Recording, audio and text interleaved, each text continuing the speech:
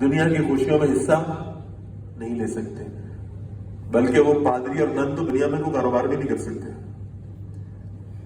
ٹھیک ہے، یہ رہبانیت فرمائے انہوں نے خود اس کی ابتدا کی تھی. اور یہی رہبانیت بعض اوقات ہمارے ہاں بھی آ جاتی.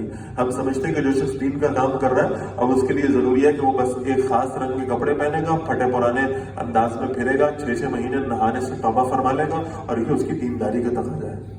اب یہ دنیا میں اگر کسی نے کوئی خدا نخواستہ کاروبار کر لیا تو اس سے بڑا یعنی وہ حرام کام کرنے والا کوئی پایا ہی نہیں جاتا. بھائی تم تو دیندار آدمی، تم کاروبار کیوں کر رہے ہو؟ تمہارا کیا بنتا ہے؟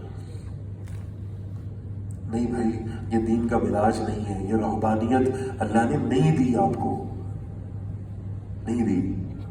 کیا صحابہ جا کر مارکیٹوں میں بیٹھ کر اناج اللہ نہیں بیچا کرتے تھے؟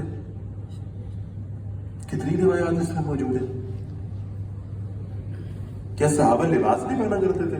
نبی کرم صلی اللہ علیہ وسلم کے پاس ایک صحابی آیا، اس صحابی کے کپڑوں میں نا زعفران کا رنگ لگا ہوا تھا. آپ نے فرمایا اچھا لگتا ہے تو نے شادی کر لی ہے.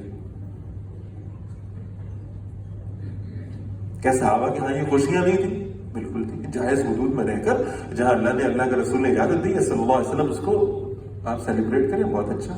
رہبانیت نہیں ہے اسلام میں، غاروں میں جانا نہیں ہے. بلکہ میں حدیث سنا دیتا ہوں، اس حدیث پہ عمل کر لیں، خدا کی قسم آپ سے بڑا راہب اسلام میں کوئی ہوگا نہیں. اس سے اگلی رہبانیت کی اجازت نہیں ہے. حضور صلی اللہ علیہ وسلم نے فرمایا میری امت میں رہبانیت کی صرف اتنی اجازت دی گئی ہے کہ تم اذان سے لے کر اقامت تک کے درمیانی وقت کو مسجد میں بیٹھ کر ذکر اذکار میں گزارا کرو. اس سے زیادہ کی اجازت نہیں ہے. پھر کہہ رہا ہوں کیا دنیا چھوڑ دینے کی اجازت کتنی ہے؟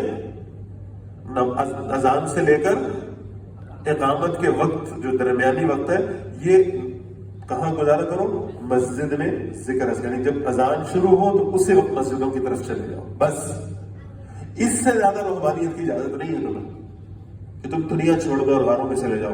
یہ اجازت نہیں دی.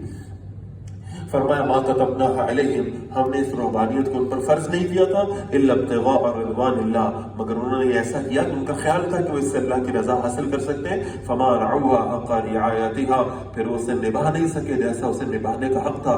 فآتینا الذین آمنوا منهم اجرهم، تو ہم نے ایمان والوں کو ان کا اجر دیا. وکثیر منهم فاسقون، اور بہت سے ان میں سے نافرمان بھی ہیں.